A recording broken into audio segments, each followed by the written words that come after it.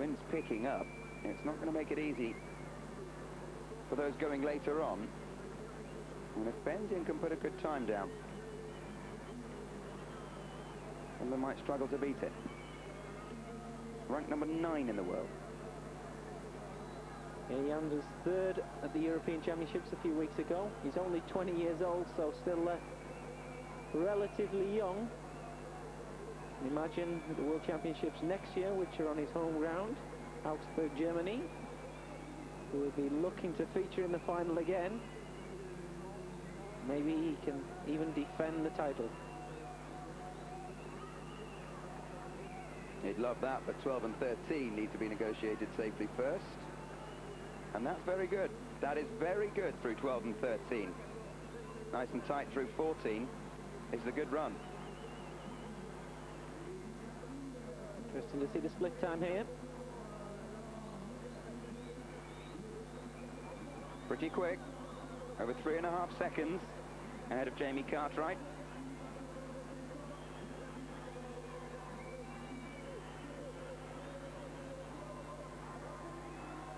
Tight into 19 as well. This looks like a good run. I think it's going to set the pace. He just keeps clear through the last gate, and he has done. And this is the first run that we're going to see under 2 minutes. 1:99.29. That is a competitive time.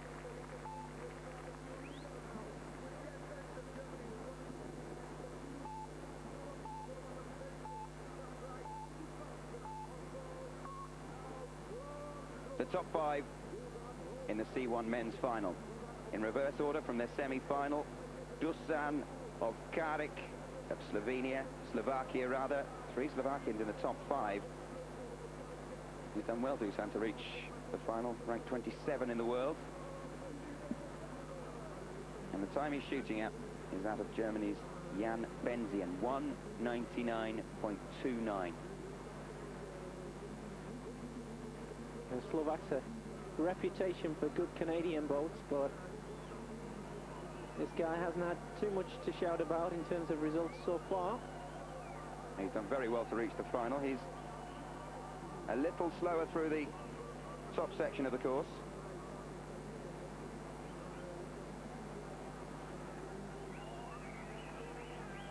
But once again, 12 and 13 is what sorts the men from the boys. Very good.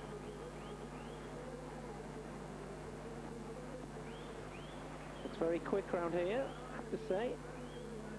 Interesting to see this second split time. Oh, he's not as good. He's not as good. No. Plus those 2 penalty seconds.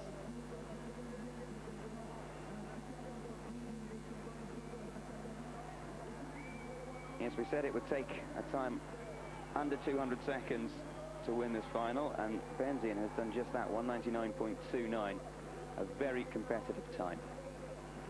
They're really going to have to go some to beat that. Last gate of Karik. And he sneaks into second place provisionally. There are 4 to go.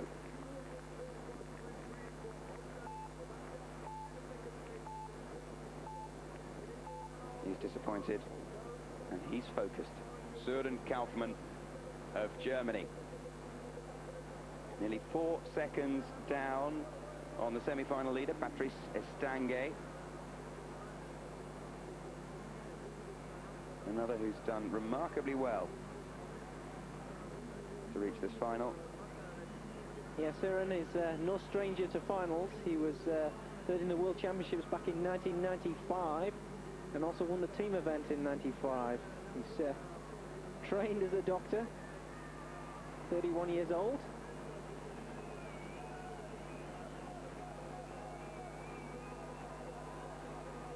I think he'll be pleased with a 4th position if he can hold on to that at this stage. Whether or not he'll improve, we'll have to see. Struggling through 12 and 13. It's all about the exit of 12. It starts really at gate 11. If you get that right, if you get the entrance to 12 right, then it becomes rather easier. But if you just start to lose it a bit, then it can all go wrong. You're starting to talk like a coach now. I'm after your job, Ian. So he's clean, but he did lose time in that middle section. Veteran German, ranked number 29 in the world. Better than that, though. He's struggling a little bit at the bottom here. Seems renowned for his technique, not his physical prowess. The arms are starting to tire a little. I doubt that'll be good enough for a place on the podium, 2:04.34. There are 3 to go. 2 Slovaks and 1 Frenchman. That's where the German lost it. Juraj Minčík of Slovakia, world ranking of number 3. 3.5 seconds to make up.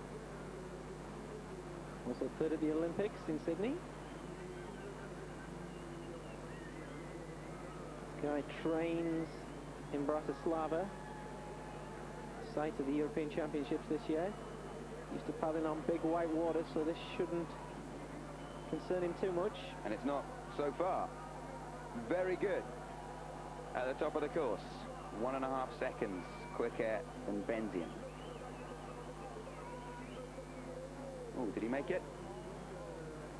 I think so. To wait to see what the judges give, but I think he was clear through there.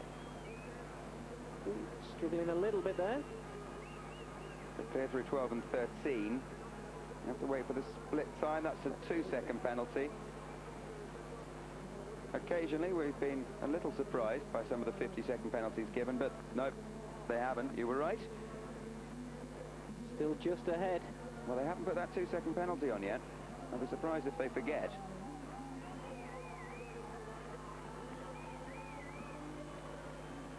Massive rivalry between this man and the next man to come, Michael Mardikan, both from Slovakia.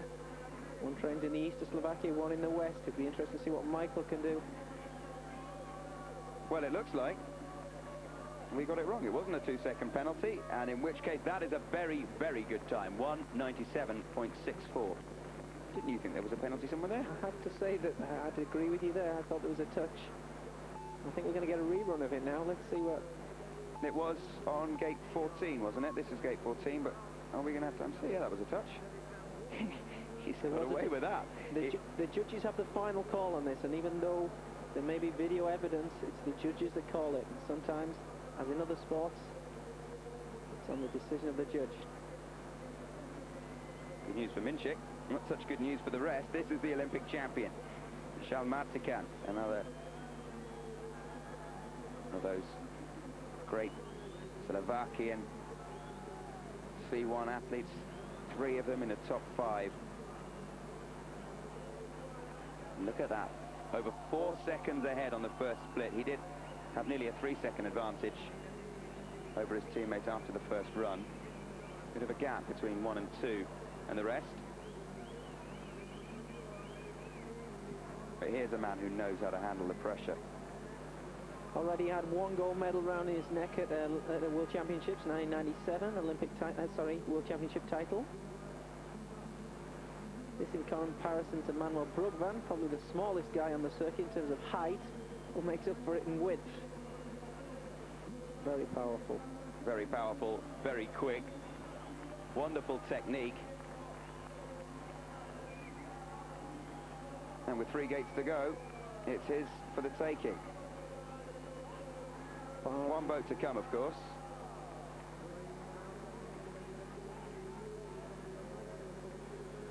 But this looks good. Bit of time there. Can't afford to give that. If Patrice coming next? He is 1:92.92. Is what the Frenchman knows he has to be. I think that is a very, very fast time. A couple of seconds here and there, but generally that was a very good run from the world number 1. If Patrice can put a second run down as his first, he'll do 1:91 according to my maths, approximately. He will indeed.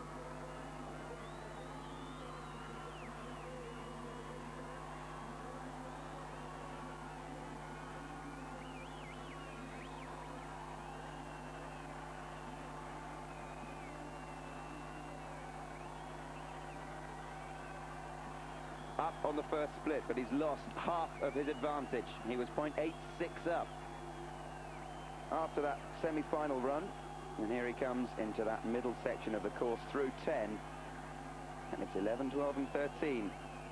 Again, this man got expectation on his shoulders, in front of a French crowd, last to leave the start line. Yes, the last down the river, in fact, of the World Championships, and listen to the crowd. Oh. Well, it's clean. It's clean, but is it slipping away? Crucial tenths of seconds going there, you feel. Let's look at the split. Yeah, more than tenths of seconds. Full seconds. He's going to have to be very quick at the bottom here if he's got a chance to hang on. I don't think so. Martican did tire a little towards the end. Oh! It's gone now. That's It's gone now. Sure. He can't win gold. Can he win silver? 1:97.64, Minchik's time. I don't think so. He's not going to do that either. Might not even make bronze. No, he hasn't. Well, disappointment at the end for Estanguet and for the French crowd. They wanted to hear the Marseillaise again. I'm sure you can't believe that. It's Slovakia, gold and silver. Yeah, Michael Martican, his second gold medal at World Championship level. 1997 World Champion, Olympic champion in 1996, second at the Olympics in Sydney 2000, and now 2002 World Champion. Some roll of honour. Confirmation then, Martican, gold, Minchik, silver, and Benzian, bronze.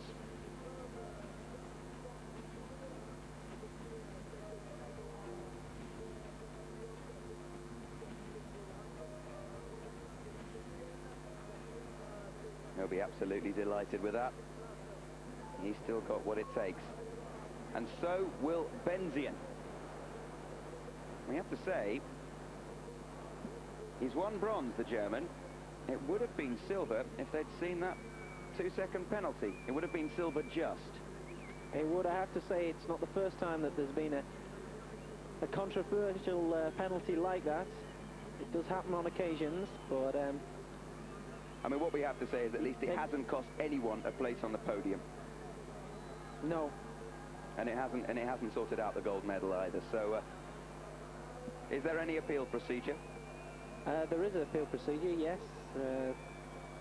I don't know whether that would have been spotted by any of the coaches on the bank. It'll be interesting to see what happens. They do have the right to, if they think that there was a missed call, they do have the right to appeal against it. All they'd really be appealing against is to promote this man into the silver medal position and to demote Minchik into bronze. But let's enjoy Benzian's second run, a very, very good run. He was 6th, 4.5 seconds behind after the semi-finals. All at the age of 20. All at the age of 20.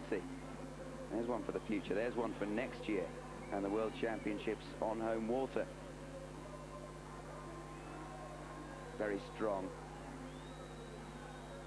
Keeps going right to the end. Quick down the last section. And we knew this would be a competitive time. Anything under 200 seconds is good, and that's very good. 1:99.29, bronze medal, we think. He'll take that, though. He'll take bronze.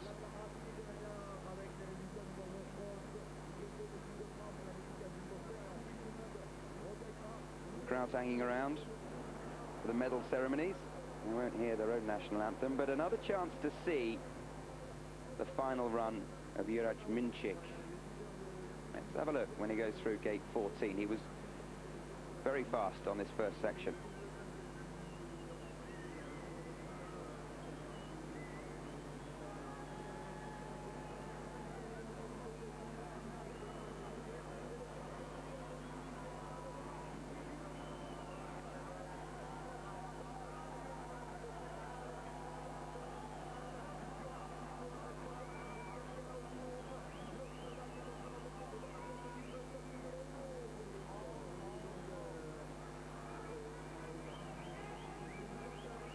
go then, let's have another look. Through 12, just. 13. And then he nearly swallowed it. He did, for sure. How did they miss that? There was a definite penalty there, but again, as I said earlier, it is the call of the judge on the bank. And like in football, the referee does make mistakes, but the final decision lies with the judge, and if he thinks that the athlete went clear, then that is what is called. Do you think he fell asleep? Not at this stage of proceedings. Maybe he was looking away. Either way, it hasn't made too much difference. It's just the minor medals. 197.64. Good run from Minchik. He'd have looked up at that stage and saw no penalty seconds. Oh, thanks very much.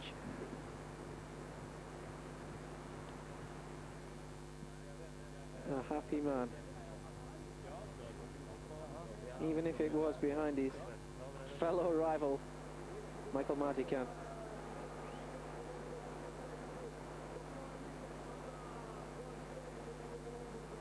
Pressure on him. Big pressure. And he showed before, and he showed today. He is a man who thrives on pressure.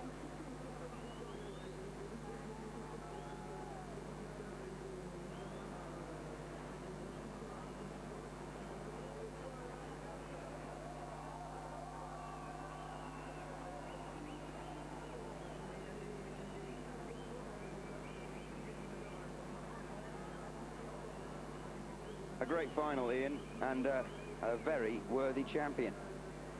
Yeah, I think if you'd have asked any of his fellow competitors before the event started who will be in amongst the medals at the end of the day, this man would have featured in their lists. He wouldn't have got very good odds. Hot favourite, but they still have to deliver, and that's exactly what he did.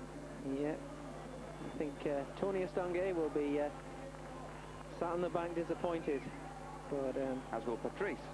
Absolutely. But this man delivered on the day, and that's what our sport is all about.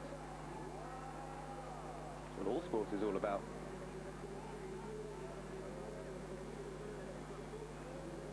There he goes through the last gate.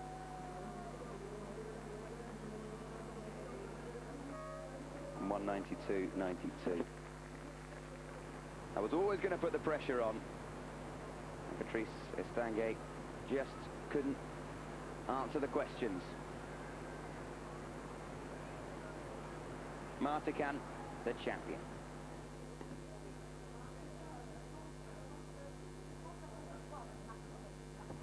Well, they've enjoyed it, and we've enjoyed it.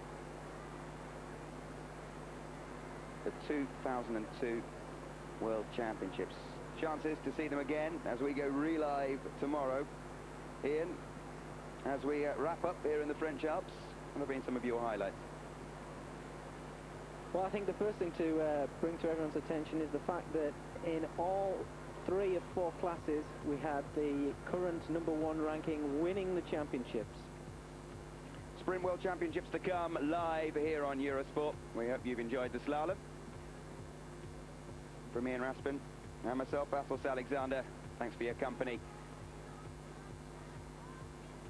We hope you've enjoyed it. We certainly have, and we'll see you again soon.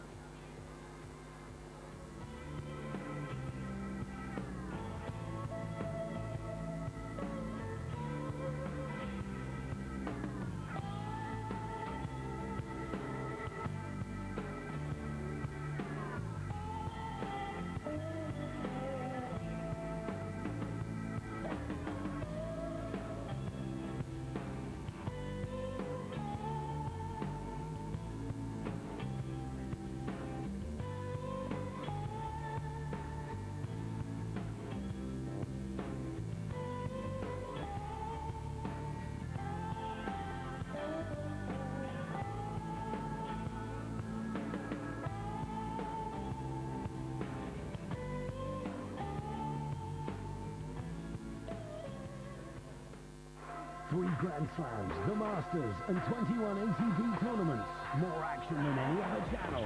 British Eurosport.